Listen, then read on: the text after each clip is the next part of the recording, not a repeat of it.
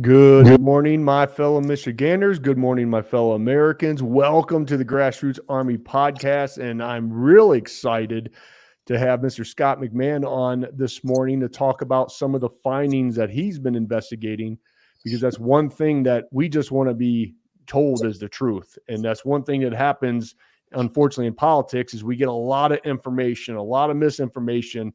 And people like myself is just like, well, hey, you know what? What's the truth? Give me the truth. We'll figure it out.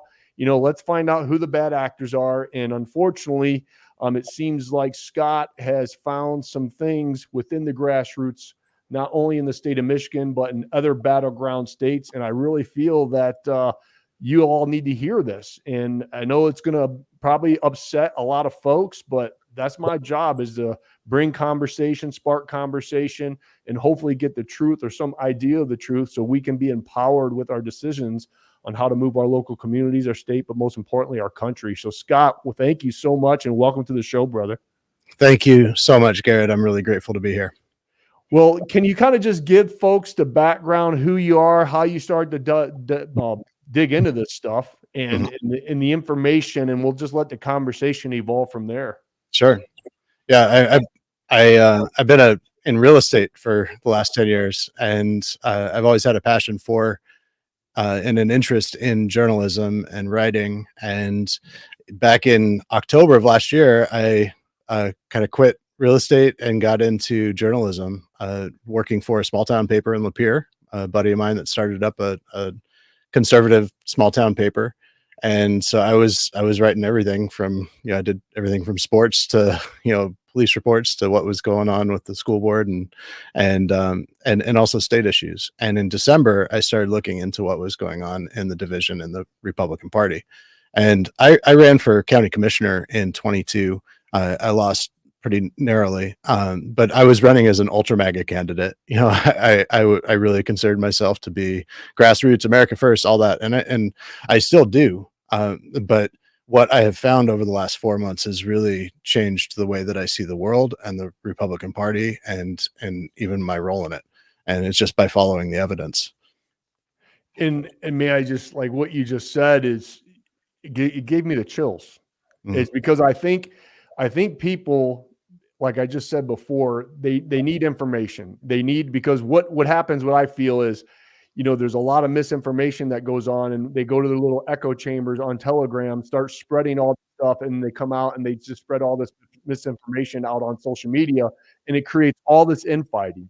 And unfortunately, the folks that are spreading this information, they probably don't even know that they're getting played. Right? That's right. We have some people at the top, and we're going to dig into that just basically uses these fired up kind of words to get everybody riled up. And then they basically throw gasoline on the fire, and these people just come out and they start attacking, candidates and everything else. And that's why I've been pushing like crazy, is we have to stop the infighting. And I'm their biggest enemy, obviously, because I continue to spread the message of unity. I always done that.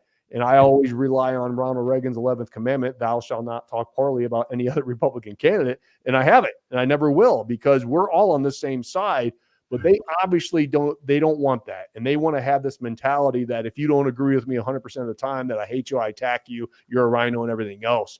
Yeah. Let's go back to like your investigation. Like, let's just tell the audience, what have you found so far? Yeah. So the conclusions that I have come to by following the evidence have really shocked me. And I think that they've shocked a lot of people. What I found initially, so as I was looking into this and talking to people within the party, really on both sides of the issue, is that both sides were often saying the exact opposite things. The exact opposite things. And so that can't exist while one side is being truthful and where they're both being truthful.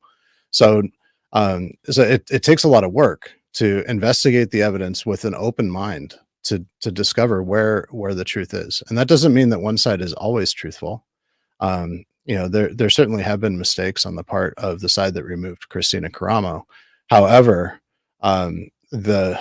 what I found is that, and really the first thing that shocked me the most was that Christina Caramo didn't step down when she was removed on January 6th. Because somebody who runs an organization, I mean, you've seen this in business, Garrett. I mean, if anyone who cares about the organization that they're running, if they're asked to step down by even if it's not the majority, if they're asked to step down, they're going to step down for the good of the organization, especially a political party, especially in such a critical election year. Yeah, I would agree with that. Especially, I mean, this is not your typical election year by far. We all feel it. This is it. I mean, if we don't win in November, this country's done. I mean, look what's going on in the world right now. In 3.5 years, I call him the weekend at Bernie's candidate. This guy's literally destroyed our country, made us very weak. Where now we have Iran throwing missiles at Israel. We have Russia fighting with Ukraine. We have, Middle East is not peaceful right now, obviously. And then China's knocking on the door of Taiwan. So this can get very, very bad really quick. And I can't even imagine. And I don't think it's going to be the weekend of Bernie's candidate, Biden. I think somebody else like Whitmer or someone else is going to step up and run in his place because he can't keep going the way he's doing. But bottom line, if we get another 4 years of this garbage, it's going to rip our country apart and the world's going to be a very, very scary place. So I agree with you, Scott. Like in times when it's not so needed, we need to have leadership. We need to have a CEO at the head of the party, right? To get good Republican candidates to win, to take back our local elections, our state, and our country. I mean, you just have to do what's good for not only the party, but the American people. Mm-hmm. Yeah. And, the side that supported Christina Caramo, and really all of the narratives on that side come from the top of the organization, and they're just filtered down into and accepted as true by the rest of that organization. And it is an organization. And their narratives really focused on demonizing Pete Hoekstra, but I mean, Hoekstra there's only two qualifications right now for the leader of the Michigan Republican Party: one, that they can raise money, and two, that they know how to win elections. And he is the best that we've got in Michigan at both of those right now. He has both of those. He has the full support of Trump. He's got a longstanding relationship with Trump, and so, which would be the third qualification. And so, everything else is just noise. And we need to win this election. And there are so many narratives. And, now that I've kind of set the table, I'd like to just kind of dive into what I found, which is early on, people started telling me about Mike Labadie. And like he was a shadow figure behind Christina Caramo. And I was able to speak with, and through just hours and hours on the phone with many, many different people over the course of weeks. I was able to speak with and persuade them to courageously come forward, 5 different whistleblowers. And that was Christy Claimer, who worked very closely. She was, kind of the unofficial campaign manager for the Secretary of State campaign, for Christina Caramo's Secretary of State campaign. She worked very, very closely with Christina Caramo and with Mike Labadie for 21 months of the campaign, like 80-hour work weeks. She was right there. She was the events planner, but she did everything. She wore every hat. And she's a relationship person. So she knew Mike Labadie better than just about anyone. I mean, aside from Christina Caramo, she really knew him well. And then there was Danette Besley, who was the assistant campaign manager for Christina Caramo.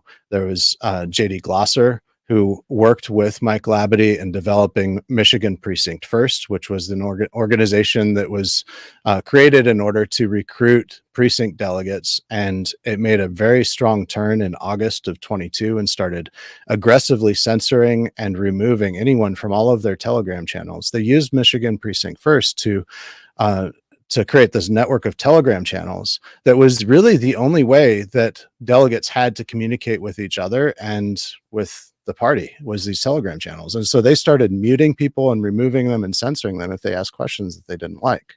And after November, it was 100% focused on Christina Caramo. Anybody that supported any candidate for state chair that was not Christina Caramo, they were instantly removed. And so it was really all along, in my view, Michigan Precinct First was a vehicle that was intended to get Christina Caramo elected as state chair. I don't believe, and Mike Labadie, throughout that campaign for Secretary of State, he did many things to directly and intentionally sabotage the campaign. The most shocking of which was when Trump came out, his last visit before the November election in 22. He came out and Tudor Dixon, Matt DePerno, and Christina Caramo all spoke at that event. And they sat in the green room with President Trump, and he said, he gave them kind of a list of bullet points, the things that he thought they should cover. Now, all of them did, follow Trump's advice, except for Christina Caramo. She said the things that Mike Labadie wanted her to say. She talked about abortion. She talked about other things that weren't on the list that really spoke to the delegates, not to the general election audience. She ended up losing by 600,000 votes, and she never conceded, and she claimed that the cause was election fraud.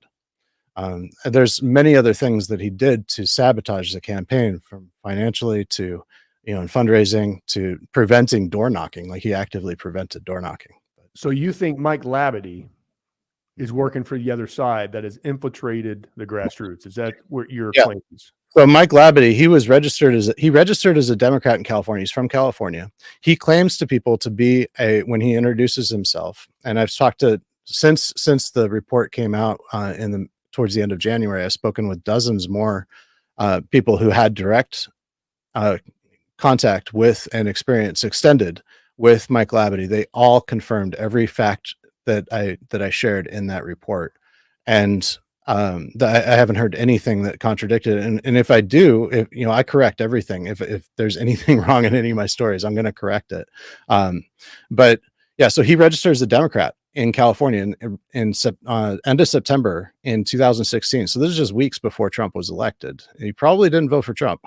He registered as a Democrat just weeks before that election. And then in 2017, right after that, he showed up in Michigan. And he gets his real estate license in 2017. He immediately gets involved in the Republican Party, going to meetings as a precinct delegate. And by 2019, he's worked his way up to be on the candidate search committee for the 11th district. And so he was looking for a candidate specifically for Secretary of State, I believe, because he wanted Benson to win. He wanted to make sure that she would be reelected. And he found that candidate in Christina Caramo, who had no qualification whatsoever for that job. She had never made more than $30,000 a year. She'd never managed anything, not even a fast food restaurant. And now all of a sudden she's running for Secretary of State. I mean, it was absurd. It was completely absurd. And nobody really ran against her. Nobody Do you think Christina Caramo knows of Mike Labadie's past? Do you think she's in on this? I think that she, like so many of us, gave him the benefit of the doubt. We tend to do that. All of us, especially Christians, but really all of us, we tend to believe that what somebody is telling us is true. We tend to try to believe the best in people. And you think she got played like the rest of us? Yeah. So one of the things that I documented in that report is the specific mind control method that he engages in. And this was confirmed by everyone that I've spoken with about him, that he engages in a very specific and consistent method to gain psychological and emotional control over people. And as soon as he realizes that he can't control someone, he instantly removes them from the organization. And so, yeah, I believe now that he has his hook so deeply into her psyche and even her heart that there's no that she's not really in control, especially over the things that she says publicly. That's probably why she never reached out to me, because Mike Labadie knows he could not control me. And it's funny. I just want to say, because we got some very, very heavy hitters in the grassroots. I mean, Pat Kolbeck, he described Labadie as sharp, organized consultant in high-level government matters, and he's got a lot of experience with people trying to subvert our government. Let's leave it at that. So, Pat's pretty heavy in the grassroots, man, on election integrity and everything else. So, do you think Pat's also got his been played in this? Yes. Okay. Yeah, I'll be very direct. I mean, he is anyone who especially is this close to and knows Mike Labadie, and continues to work with him and support him, and that continues to support Christina Caramo, knowing the path of destruction that she created in the Republican Party. Now, I think that most of the grassroots are just not really aware of how much destruction that Mike Labadie created through her in the Republican Party. But it is extraordinary. There's not a single thing that she touched that that wasn't destroyed within the party. And I've obviously got a personal experience with this. If you talk, and it's not like I talk bad about Christina being a person, an activist. I think she was good at both. However, as a CEO of the Republican Party, I shared my thoughts saying, hey, she didn't run this place like a business. It should have been ran like a business. She failed as a CEO, and she should go back to what she's really good at. And holy cow, it's like I burned it all down. Everybody's blaming me, calling me a Ryan on everything else. I'm like, hey, look, I'm going to call out both sides. That's why I wanted to bring you on here today, is like, I'm going to call out the Democrats. And if there's something shady going on with our own party, we're going to talk about it, because we got to get to the bottom of it, because seeing what's going on right now and this confusion that continues to build, this division, because if you speak up against it, they attack you, and they attack you in a big way, and they'll come right after you. And that's not how we move this state and this country forward. That's for sure. Yeah. Where's Mike Labadie at right now? I'm not really sure. Dan Hartman, in January of this year, Dan and Christina did an extended meeting. It was a Zoom call with everyone within the party that was invited. And I that was right as I was beginning to really research into this. And it was right before the January 6th meeting. And he, in that call, he actually said that Mike Labadie is working in many different states. Do you know what specific states? No, I don't. I do know that he's worked in Ohio, because I've spoken with people that are fairly high up in the party that know him pretty well, and that he's worked on, getting in with them. So you say that you have evidence from the whistleblowers that worked on the campaigns of Christina Caramo, but do you have anything like a paper trail that kind of shows where he's been, what he's done, organizations that he's been involved in that are kind of corrupt? Do you have any of that kind of concrete evidence that you can share with us? Well, we have his voter registration in California. I have pictures of his the home that he lived in there. That was a 100-acre estate. And then there's a book that mentions him that he's very happy to talk about, which is called, I think, The Startup Game, that talks about him having been a contractor for Fortune 500 companies, and his ex-wife, I believe, and I don't have documentation of this, but that her family was owned one of these Fortune 500 companies that he was a contractor for, and he was a construction contractor, so he was building large construction projects. At least this is what he claims, and what it says in the book. For these companies. But he says, everyone that he introduces himself to, he says the way he describes himself is that he was a member of the intelligence community, and he worked with the UN to instruct diplomats on how to deal with globalists. He would call them evil people. And so he was going to use what he learned against them to try to destroy them. It's very strange to me that when looking the further evidence. So, it's just like in a court of law, you're often, you're bringing in evidence from from various different places to paint the whole picture. And part of that is looking at what's happened in other states. So the timing is almost identical. So between 2017 and 2019, Mike Labadie was getting established within the party and coming to the place that he came. And, so he was ready because, if he was an operator with the deep state, he would have known that the election fraud was coming in 2020. So how would they have behaved? And he was deployed right after Trump was elected. He came out. And at that time, Chuck Schumer said, if anyone who crosses, he said on Rachel Maddow's show, anyone who crosses the intelligence community, they have 6 waves from Sunday at getting back at you. And we've seen a lot of those 6 waves from Sunday operations. Operation Crossfire Hurricane started in June of 2016.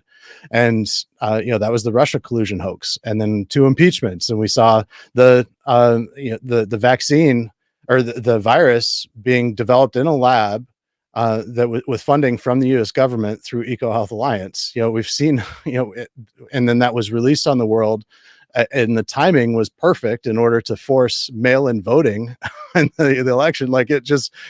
There's so much, that going into this, so they would have known that fraud was coming. In Idaho, Brent Reagan at the same time he took over Idaho Freedom Foundation, which was it filled the same role as MIPF here in Michigan. In South Carolina, Jeff Davis was who had a serious criminal background. He had been convicted of $950,000 in embezzlement. In Georgia. Then he moves to South Carolina and he takes over MySCGOP, which was a pre-existing and very popular thing from the Tea Party days. And he used that, he turned it into a grassroots, a precinct delegate recruitment and indoctrination tool. In Oregon, around the same time, there were two people that started getting involved. In Arizona, I have researched extensively. I know what is going on in Arizona almost as well, really as well as I do in Michigan. At that time, Jim O'Connor was taking over Arizona. It was the Arizona Republican Alliance, and he took that over at the same time, 17, 18. And they were all positioning themselves to, and another one in Arizona, Yale Wishnick, who I have a video where he admits to having taken classes with Saul Alinsky in the 70s, being a member of the Communist Party, and he worked for 45 years at the high level of the California Teachers Union. And then all of a sudden he's coming to Arizona and he's speaking MAGAese. It's insane.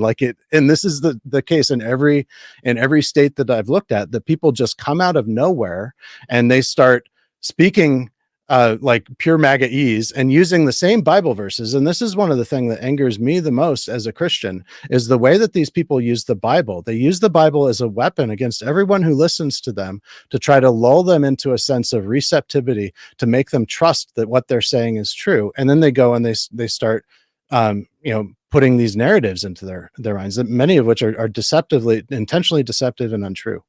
They use the Bible as a weapon against their political opponents. They select only scripture that makes them believe that they're in a holy war and that there's enemies all around them and that God is on their side. These are not consistent with the gospel of Jesus Christ. Like Lincoln himself, Abraham Lincoln said, God is not on my side. God is always right. And the best that I can hope for is to be on God's side. And, there is none of that humility within these organizations, and they all speak the same language. They all use the same types of Bible verses in the same way, and they all started at the same time. You can't have that without some level of national coordination. And who is that? Do you know who that is, Scott? Obviously you're dug right into this. What is your theories on that? Who is this ultimate person, the puppet string holder, right? Well, ultimately, I don't know. At the very top. However, every organization, every operator, leader at the top has ties to the America Project and Mike Flynn. The America Project is Mike Flynn's vehicle. Just last week, Craig Mauger with the Detroit News put out a really big bombshell of a story where he examined the 990s, which is the disclosure form for the America Project. Correct. And it showed $1.2 million coming to Michigan, 700,000 of which went to an organization that is, the president is listed as Lori Skibo, who was Karamo's chief of staff. So that's $700,000 going to this organization from the America Project. And there are many more ties than that. In Arizona, the leader there, one of the leaders, is Shelby Bush, she's the vice chair of Maricopa County, where 2/3 of all voters in Arizona reside. And they have done everything. They've censured people. They just passed a resolution creating a tribunal in order to remove anyone that they want, basically, that they determine is not upholding the standards of the and does not demonstrate a willingness to abide by the Republican Party platform. And we have seen here in Michigan, we've seen the exact same thing in many counties that are run by Christina Karamo supporters, where they create essentially a tribunal to remove people. And they remove people. We saw a struggle session in the 1st district that is overwhelmingly run by the Grassroots, where Melanie Greenfield was removed. And I put up video. They didn't know that it was being recorded. It was a Zoom call struggle session that lasted for an hour, where they were trying to persuade. A struggle session is what happened under Maoist China, where they would get a group of people together and they would try to shame someone into changing their beliefs and accepting the Communist Party platform. And that's exactly what they were doing in this meeting. They were just criticizing her and shaming her for an hour and saying, well, I hope you come around. I sure hope. I can't wait to see what you're going to say, because I hope you've changed your mind. I hope you've come around. And then they gave her about 3 or 4 minutes to defend herself, cut her off midterm as she was trying to defend herself against the accusations that they had levied, which were all false. And then they just voted to remove her. She was the vice chair of the district. She had done more than anyone else in District 1 to raise funds and to get Republican candidates elected. And that's what's consistent in every state. They target the people that are most effective and most experienced, most connected, that know how to get Republicans elected. That's who they target in every single state. Because if you want to create, if the deep state is creating an operation to infiltrate the grassroots and turn them against the Republican Party in order to destroy the Republican Party, to harm Trump's chances of getting reelected, to harm our chances of getting a Republican majority in the House and the Senate, so that we can actually get anything done to drain the swamp and to get rid of them, then what they're going to do is they're going to hamper the party. They're going to drain the party of all of its talent, all of its resources. They're going to put all kinds of false narratives into the minds of the grassroots. Like, why wouldn't they go after the grassroots? Why wouldn't they? Why wouldn't they go after Christians? And it is absolutely insane what has happened. And it's not just that there's conflict within the party. It is not an ideological divide between the MAGA and the ultra MAGA, or the grassroots and the establishment. That's not what's happening at all. The people who removed Christina Karamo are overwhelmingly a grassroots movement. There was no leader. There's no one leader that you could point to in that movement. They came together. Then these are all people, everyone that I've spoken to, without exception, they support Trump. They're opposed to abortion. They hate the deep state. They hate the two-tier justice system. These are our people. We agree with them on everything. And no, I experienced it firsthand. Like, a lot of these folks who finally stood up against Christina, were Ryan Kelly supporters. Right. And they finally said, we see the writing on the wall. And I've had really great conversations with a lot of these folks who they admit, like, we were wrong. We were wrong in supporting her and everything else. I have a personal question, because I started an organization called Stand Up Michigan, which after several months after we got unlocked on, I stepped down in November of 2020 after the election to focus on, what possible political office I was going to run for. Does Stand Up Michigan have any of these ties into this corruption with, because you threw out General Flynn, so have you found anything with that? Yes, I have. And so for one, I mean, when you Stand Up Michigan, yeah, just Stand Up Michigan. I have been looking into Stand Up Michigan, and I can say that I'm still gathering information. So I'm not ready to say, to actually condemn the organization and all of that. There will be a very big report I'm working on. I have some information that I'm still developing that I've seen, and that shows that they are. So for one, just looking at the past, this is one thing that I can say, is that they were working in the same way and recruiting delegates and even indoctrinating them and planning takeover of local counties in the same way that MIPF was. So, and you think it was under the direction of Michigan Precinct First? I think that Tammy Clark was involved in that.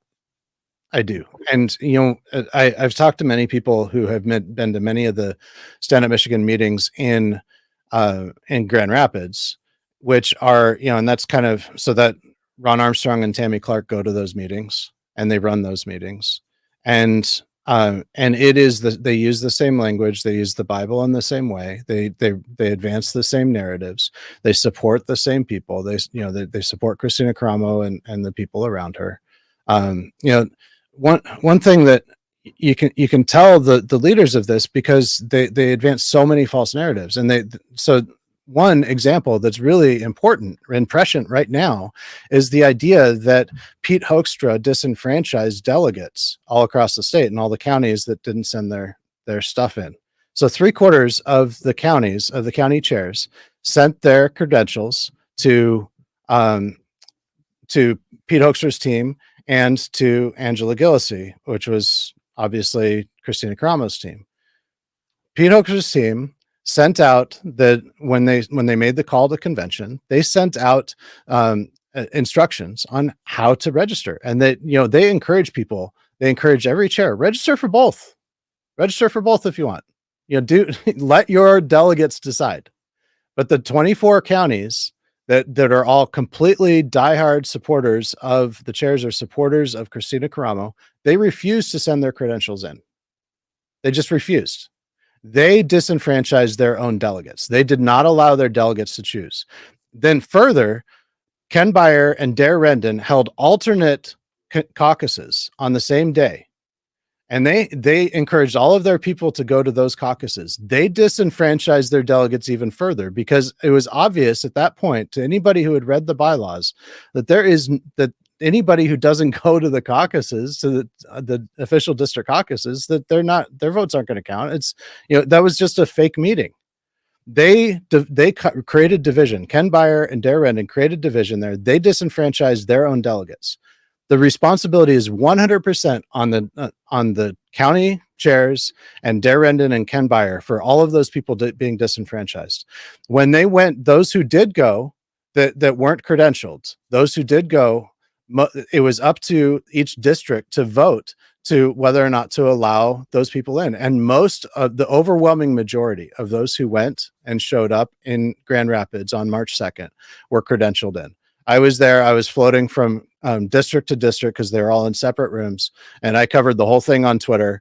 And there was one district that I know of that voted, where the delegates voted not to receive the uncredentialed delegates. Every other one did bring them in. The numbers were overwhelming. It was like 95% of those who went there were brought in and were allowed to vote. Had Dare Rendon and Ken Byer not done that and said, well, show up on March 2nd in Grand Rapids, most of them, if not all of them, would have been credentialed in. And so, but they're saying they want this victim narrative, because this is how they manipulate people. And we see this on the left. The left does the same thing. They create these victim narratives that are false in order to emotionally manipulate people into continuing to be on their side. And that's exactly what they are doing to all of the delegates that follow them. It's a false narrative. And anyone who is especially on the higher level, anyone who has read the bylaws and who is advancing that narrative is lying to you. Because it's just clear that they shouldn't be credentialed, and that includes Turning Point, by the way. So Turning Point, they really supported Bernadette Smith, and I had a conversation with the regional manager of Turning Point last week or 2 weeks ago, and she told me that that there needs to be a runoff, and that the bylaws say that there needs to be a runoff. That's completely untrue. And she's not even from Michigan, and she's going on and on and on about how Bernadette, all these people were disenfranchised. I'm like, you're got to be kidding me. Like, you can't. You are creating the division here. That's the frustrating part. I mean, that's why, like, people just don't know what to believe. I mean, I'm sure the people on Christina's side are saying, Scott McMahan, he's the bad actor. He's the one creating the division. I mean, you're going to get attacked for this interview just as much as I will. But I mean, these conversations need to happen. They truly do. And if I am very concerned about what I just heard with Stand Up Michigan, I hope it's not the case, to be honest with you, because we did a lot of good with the several months that I was there with bringing people. But if that got infiltrated where it started to, and maybe they knew, maybe they didn't know, I don't know. I'm not going to speak for anyone in the room, but the General Flynn thing, I mean, he's like the grassroots baby, right? So, I mean, that's going to hurt a lot of people if that comes out to be true. A lot of people have to eat a big not pie store of humble pie. That is for sure. It's concerning. But if you kind of just look at it logically, what would I do if I was a Marxist progressive movement and I wanted to bring down the party of the Constitution, the party that believes in this idea called America? Well, we can't beat them with policy because they all know that their policies suck, right? So how we do it? We do it from within. We infiltrate it. We create corruption. We create division where people start to second guess the party. And they're so busy with fighting amongst each other, they're not seeing us take back ground at our local communities, our high schools, our school boards, our colleges, our businesses. And it just goes on and on, our city councils. And that's what they've done. That's what they have done. Yeah. So what do you say to those people, Scott? What do you say to people like me, right, that are just like, holy cow, what do I even believe anymore? Like, this guy's throwing out some freaking nukes against General Flynn, who I followed. And if General Flynn's involved, is Clay Clark? Yes, absolutely. So on that, so Clay Clark and General Flynn, they run an organization of podcasters, a network of podcasters. Yeah, they invited me to their gosh darn free little seminar. Yeah. So did you go?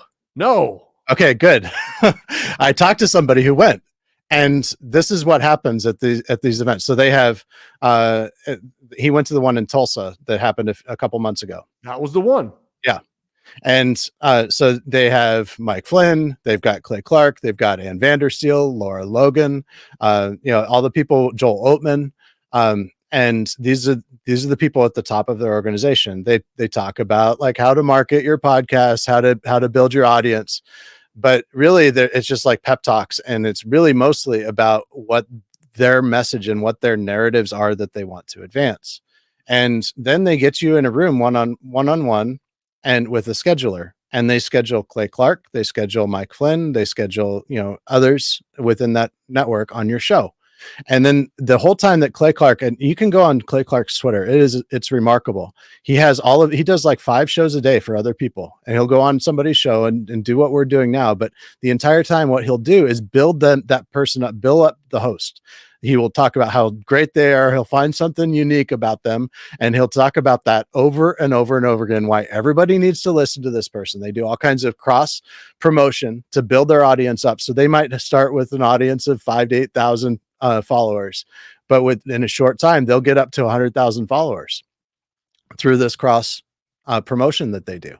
Now, one thing that was really interesting, and the guy that I talked to that did this, I asked him if he would come on my show to talk about it. And he said, no, absolutely not. Because this is like a gravy train for him. This is really huge for his career to build him up, to get him to the place where he can be making more money doing this.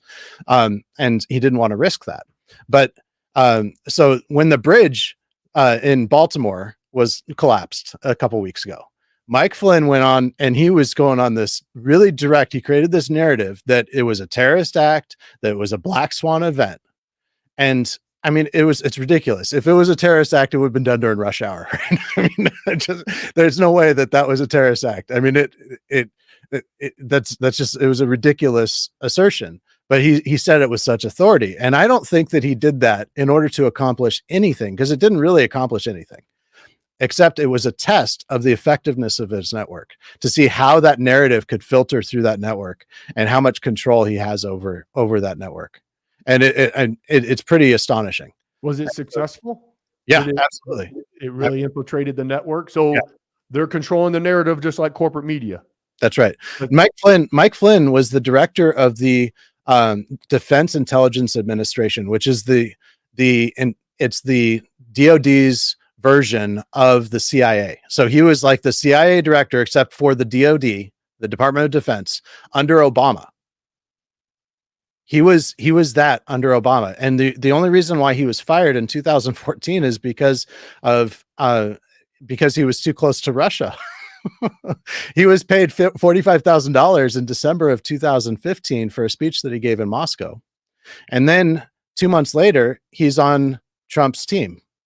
In February of 2016, he's on Trump's team, just a few months before the start of Operation Crossfire Hurricane. Obama went on this whole tirade saying Mike Flynn's the most dangerous person alive, and he's even more dangerous than Trump, almost. Like that was the message. But I think that the reason why he said that was to build his credibility on our side. And it's overwhelming. Then he was indicted in at the beginning of Trump's presidency, as soon as Trump took office, and for stepping into it was clearly a perjury trap with the FBI. And you can't tell me that a 33-year veteran of the intelligence community, who was at the very, very top of the intelligence community, didn't know what he was stepping into. I mean, how could he not have known what he was stepping into there? And, that was so effective at derailing Trump's presidency from the very start. he knew that he would be indicted, but he knew he wouldn't get, he knew he wouldn't end up going to jail over it. So, and that Trump would ultimately pardon him. Of course he would. Scott, let me ask you this, because my platform resonates through the grassroots, the people that love me and hate me, unfortunately. Who do you want to hold accountable? Who do you want to interview? And we'll call them out right now that they're not answering your phone calls or they're not reaching out. Who do you need to interview to really expose this stuff? Or at least, you've said a lot of names, right? Mm-hmm. That want to come on and talk about the accusations. I mean, who are they? Obviously, Mike Labity's not going to come on your show. Mm-hmm. No, he always stays in the background. That's what I've read. Okay. I mean, who do you need to come on and say, hey, you know what? I found a lot of stuff. We need to talk. Sure. Well, if you're talking about here in Michigan. Yes, we'll start there. Yeah. So, I mean, the problem with it is that, so when I listen to someone there's a Stand Up Michigan meeting in Oakland County, and I'm going to be releasing the audio recording of that this week. Melissa Williams runs the Stand Up Michigan in Oakland County. And she opened the meeting saying, police have already been reported or informed that if there's anyone recording this meeting, that they can come in and just remove you. And so I have a recording and I don't even know. So I couldn't even say who did the recording because it was sent to me through 2 or 3 people. So I don't even know who did the recording. Yeah. So you're not gonna be able to find them. But in that meeting, they were going on and on about how it was a deep state operation to remove Christina. And the proof of that was on December 2nd at the meeting in which the meeting was canceled originally. And then Christina called a Zoom meeting. She wanted to hold it virtually. And she did that at 3:00 in the morning, the day before of the meeting.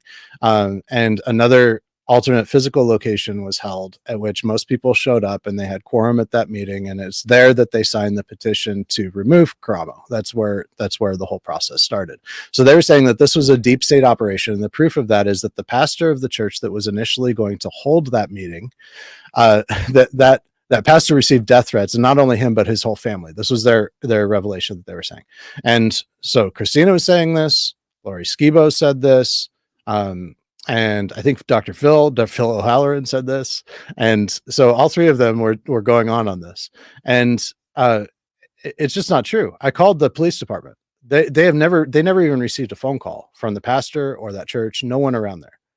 It's legal. You can, in the state of Michigan, you only need one party consent yourself to record any conversation, correct? I think that's the law. Right. Yeah. Yeah. There's nothing wrong. It's ridiculous. Yeah. So it's not that they did anything wrong, but what they would do is they would prevent that person, whoever recorded it, from going to meetings in the future. They would ban. Correct. Them. So, but yeah, my point in bringing that up is that they deliver something that's clearly false. Like it's just a completely false narrative. Not only that, but they talked about how there was this supposed pro-Palestinian rally that was going to happen at that church at that meet because the Republicans were there. And we have a vice chair of, in Michigan, we've got vice chairs for each major constituency, and we have a vice chair of for the Muslim community. And he if there was a pro-Palestinian rally plan there, he would have known it. He would have known who to, because he's part of the Muslim community, so he knows people. Yeah. Yep. And he said there was no protest planned. And so it's my belief, and this is my opinion, but it's not just my opinion. Many other people hold this belief, that it was actually the Christina Karamo team that advanced the narrative that there was going to be a pro-Palestinian rally in order to try to scare the pastor into stopping that meeting. And so because they didn't want to hold it in person, they wanted to hold it virtually because they can mute people, and they do. And even on that meeting, she ended up holding a meeting. It didn't get quorum. Someone at Tim Ross, who was on the budget committee, he joined in that meeting. He had his hand raised the entire 3 hours of Christina Karamo's Zoom call, and he never called on her. This is a direct violation of Robert's Rules of Order. You have to be able to speak. Anyone has to be able to speak up, and with a call to order or a call to question. And but they don't observe the bylaws. So, and that's another thing that the disruptors have in common in every single state. The bylaw is rules for me, but not for thee. It is That absolutely, sounds familiar. yeah. The good old Democrats Yeah, way of it's exactly thinking. like the Democrats. There is, in every way, when you look at this, it's exactly like the Democrats. And you said something earlier that I thought was really interesting, which is, what do you do with this? How do you, like, who can you trust? And that's often the first question that's asked of me. Don't trust me. Don't take my word for any of this. But you can't trust anyone. There is only one person that you can trust, and that's yourself. There is no one else that you can trust. You have to look at the evidence. You have to clear your mind of anything that anyone has ever told you, and question everything. That's the only way that we can move forward as a party and as a country, if we really learn how to apply logic and reason to the evidence. Because every psychological operation, we see it on the left with Trump derangement syndrome, they have lost the ability to apply logic and reason to the evidence. They don't even have the ability to engage with logically in anything. Brainwashing. It is. Yep. And that is what has happened to many of us. It had happened to me.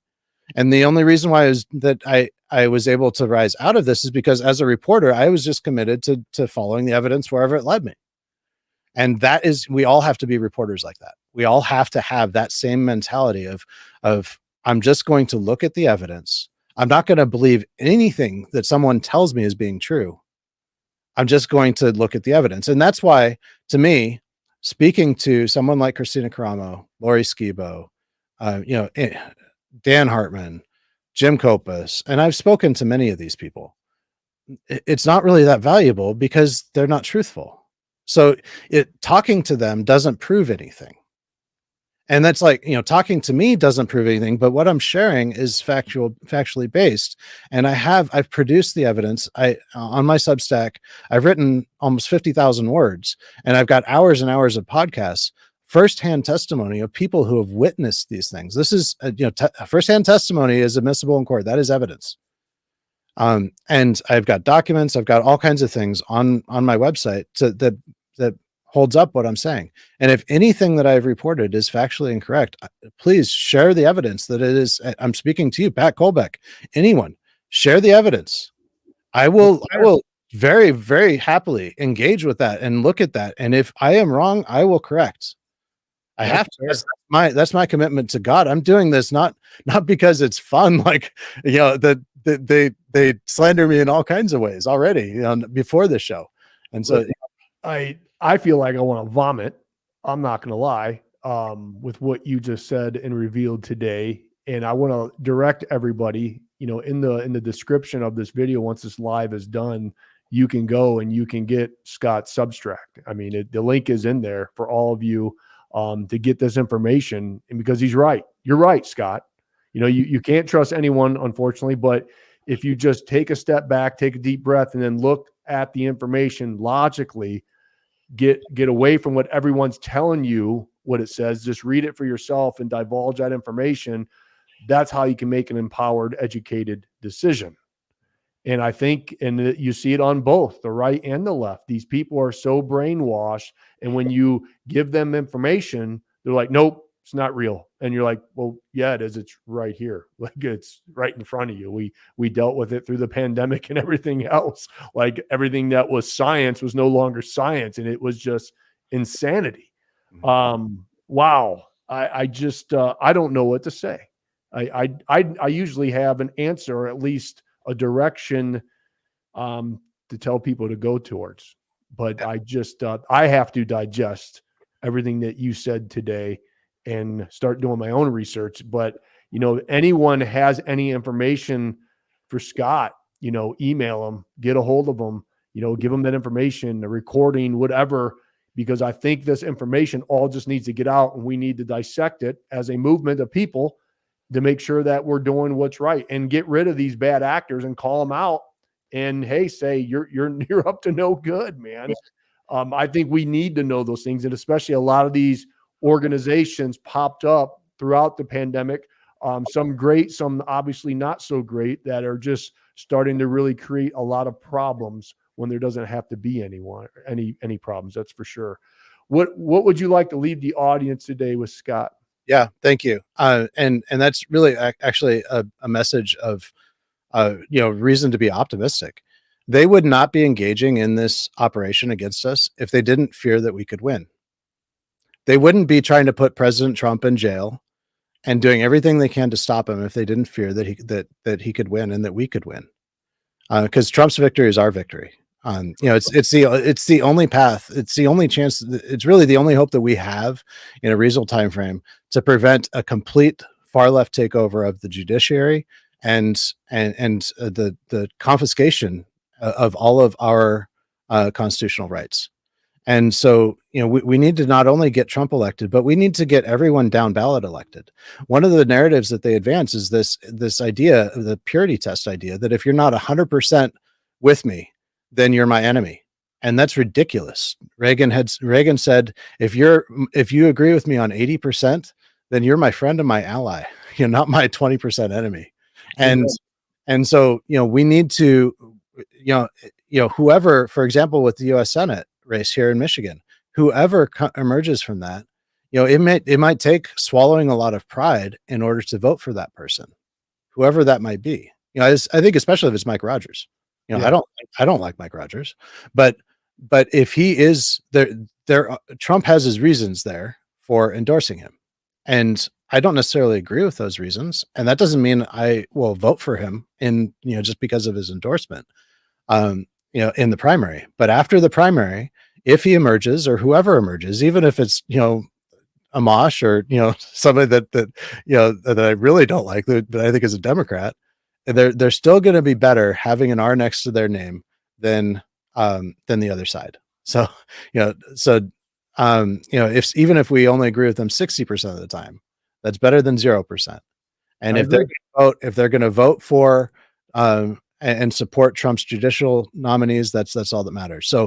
So what your message, and the reason why I approached you, Garrett, and wanted to come on your show, is because I think your message is really the key, which is we need to get over our pride, and we need to stop listening to people that want us to hate other Republicans.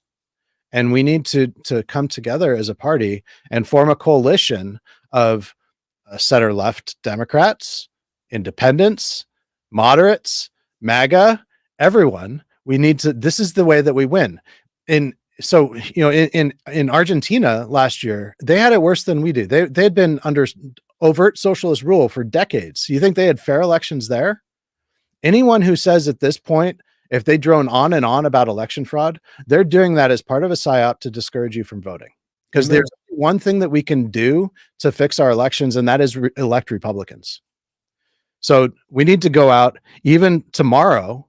If you're in one of the Josh Powell's or Ron Singer's districts, if you know anybody there, we need to get them elected. And this is something we need Republicans in the House. This is two House races that will prevent a litany of stuff that's already been written by the Democrats. If the Democrats win these races tomorrow, they're going to advance all kinds of crap that none of us want. Homeschool, restrictions on homeschooling, so much stuff that is going to make our lives here in Michigan terrible. And the governor is obviously going to sign it. So we need to get them. Everything depends on right now. We need to focus tomorrow on this special election tomorrow. But we got to work together to get Republicans elected. And that's the bottom line. We need to get Republicans elected in November. Everything else is noise. Stop worrying about election fraud. There's going to be fraud. Okay. We just need to outbeat it. That's exactly what Trump says. We need to outvote the fraud. At this point, that's what we need to do. We need to vote early, and we need to bank our vote so that the Republican Party knows how to spend their resources on the people that haven't voted yet. And absolutely. And I just was having a conversation with somebody on my platform a couple of weeks ago where they're like, well, I'm not voting. I'm like, do you understand when you stay home, that's a vote for them. That's like, just get there and vote, whether you believe it's going to count or not. We need just to overwhelm the system so they can't. Yep. I mean, that's what it is. And I think there's going to be an overwhelming turnout for President Trump. And that's why, this probably from your research, they're setting up roadblocks already in the judicial system, everything else to stop him from doing the things that he wants to do when he gets elected here in November again. Scott, my gosh, thank you so much for the information. Again, in the link, folks, or in the description, there's a link to his Substack. You can subscribe to it and get this information, read through it. And I'm coming on your show next week, Scott, correct? Yes. Yeah, I can't wait. And we'll talk more about stand-up Michigan then. Yeah, that sounds great, Yeah. man. So I look forward to that. And I got to give a shout out to Scott's mom, Kathy. All right. Thank you, Kathy, for having a wonderful son. So I wanted to give her a shout out. Brother, thank you so much for coming on today. I appreciate it, man. Yeah, thank you so much, Garrett. All right, folks. I'll talk to you soon. All right, we're off, buddy. Wow.